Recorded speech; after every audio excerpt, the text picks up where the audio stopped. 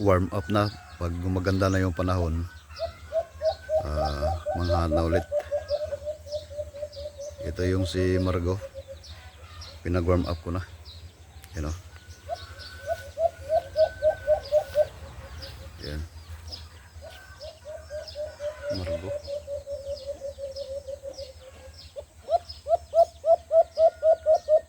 Yan ay alpas.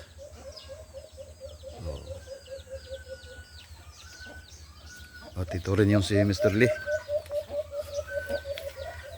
Yan si Mr. Lee. Pinag-warm up ko na rin siya.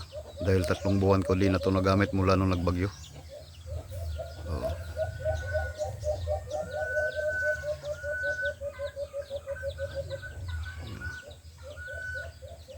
Mr. Lee.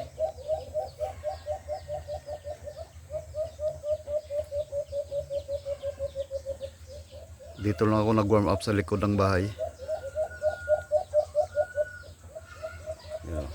Dahil may ano naman, kung sabaga may kakahuyan naman sa likod.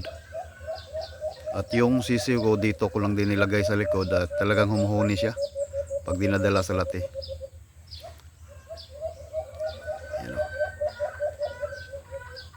Ito na yung iba kong pangati.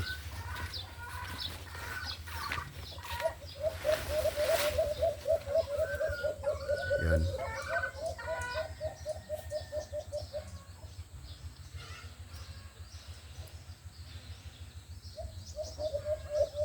Sa susunod na araw, ito na naman yung i-warm up ko para maikot to sila.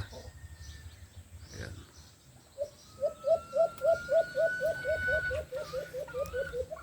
At yung nahuli ko na labuyo mga paps, yan, kakak ng kakak na, pwede siguro i-hunt yan. Yung babae dahil napaka laging kuan, kung sabaga laging humuhuni yung babae. At nangitlog siya kahit walang lalaki dahil yung pinapakain ko parang yung kuan, parang taklir, nangingitlog siya kahit walang lalaki. At kakak ng kakak, pwede siyang i-hunt. Yan o. Yan yung labuyo.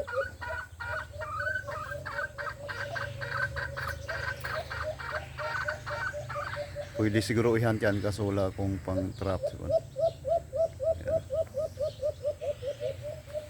Dito lang ako nag-warm up mga paps. Yan o. Sila Mr. Lee muna yung inano ko. Warm up ko. Yan Mr. Lee. Yan.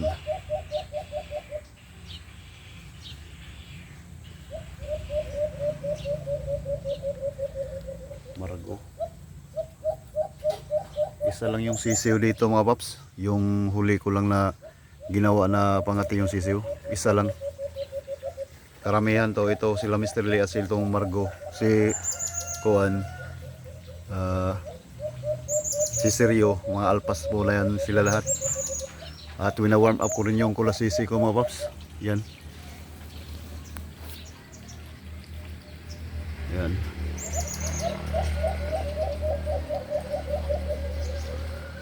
Yung dalawa ko na pangati na kulasisi mga paps ay kinain ng pusa. At nakahuli naman siya ng bago, nagawa ko ring pangati, nakawala. At ito yung pinakalas na huli, bago siya pero humuhuni na rin siya. Yan o, lalaki yan. Isa na lang yung kulasisi ko. Yan o, walang pulot po yan. Balewi na warm up ko lang siya at pahuni-huni. Yan o.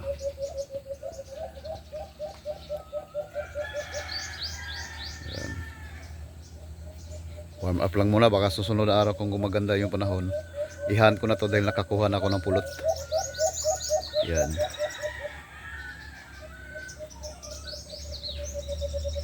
Yan o. Bailan, sunsun.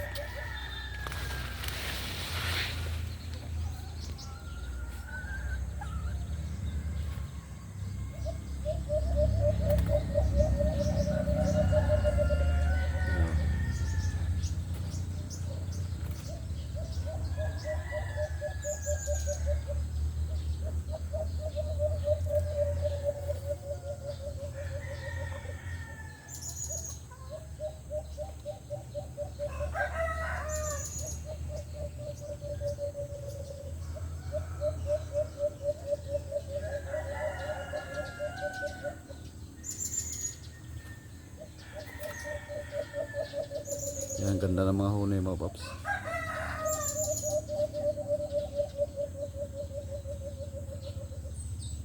Ito lahat ay pwede i-hunt. Oh, pwede i-hunt kahit yung sisiw na 6 months, pwede na siyang i-hunt. Okay. Update lang ako muna mga paps dahil yung panahon medyo makulimlim ngayong panahon, no? Pag gumaganda na yung panahon, subukan ko na namang manghunt kahit walang humuhuni dahil sa tamaan nung natamaan ng Bagyong Tino, wala nang humuhuni pero isubo ko pa rin sila. Sige mga paps, marami pong salamat sa panonood.